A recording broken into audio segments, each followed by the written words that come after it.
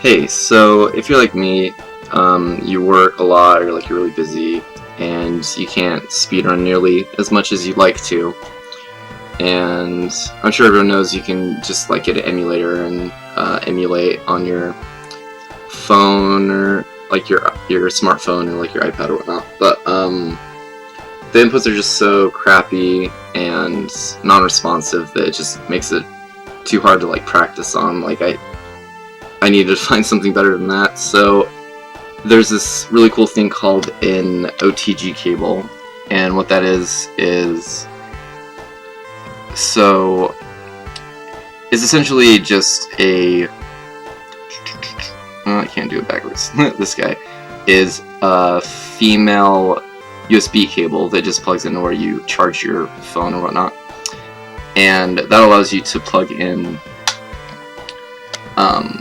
this is what I use when I'm emulating on my computer. It's Mayflash brand, and I've never noticed any lag with it myself. I love it. I can just practice really technical things for certain sections of speedrunning, and it works the same for me when I'm actually doing it on the console.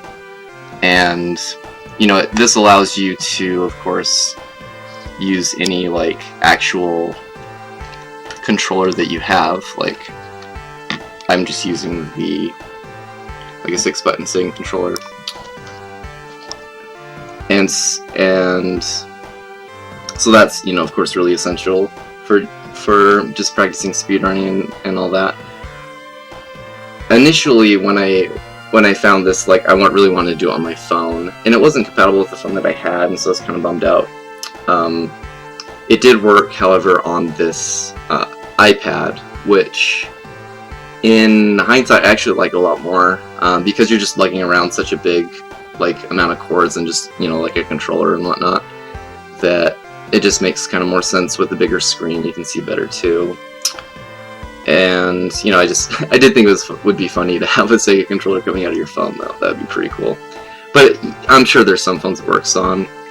One thing I would do is I would get this app called stickmount, and I think I had to do that to make it work on the iPad. It just makes it so you can recognize the cable better. And the only emulator I could really find myself was Genesis MD. I really like it, or G-Gens MD.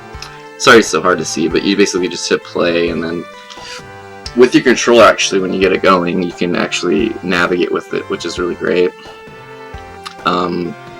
And so you just load the game, and then you just go from your downloads. It's in storage. You just changed on this top button, you can go up or whatnot. But so I'll just load it, and when you load it, you can continue from it. And yeah, let me show you. I guess I'll show you the inputs first.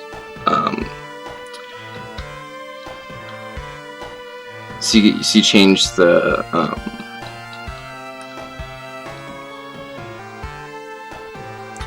not change, I guess, but you set your buttons from, it's called, you can't really see, but it's called key gamepad input setup.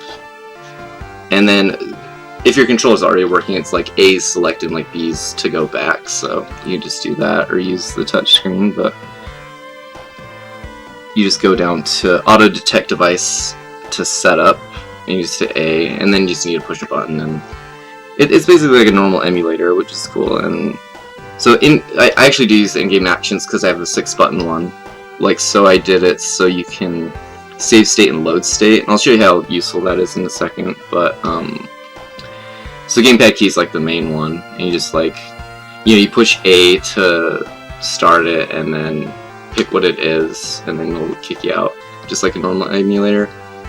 So I'll just go back, because that's really doesn't need explanation.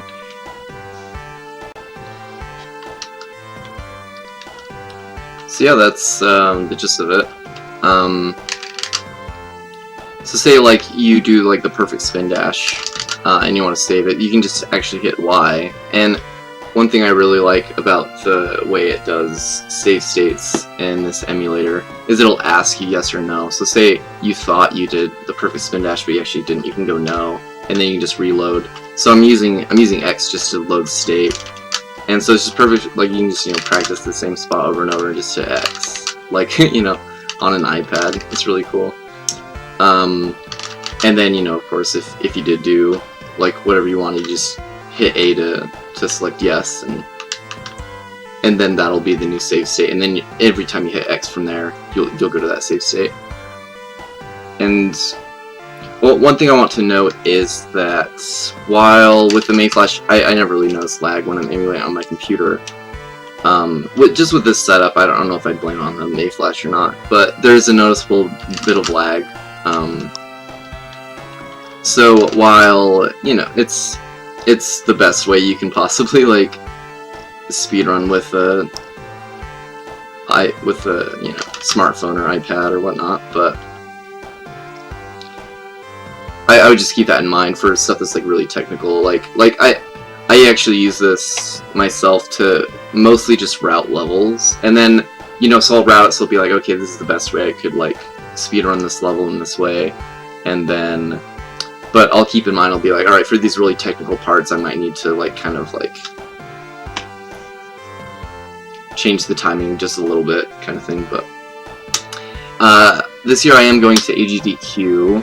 I haven't really booked a hotel yet because I've only found I'm actually going to be there from the 7th to the 17th, and I only could really book like 4 days in a row. So if you are going and you're looking for a roommate, let me know, or if you have a friend that's going and is looking, yeah, just let me know, and I appreciate that.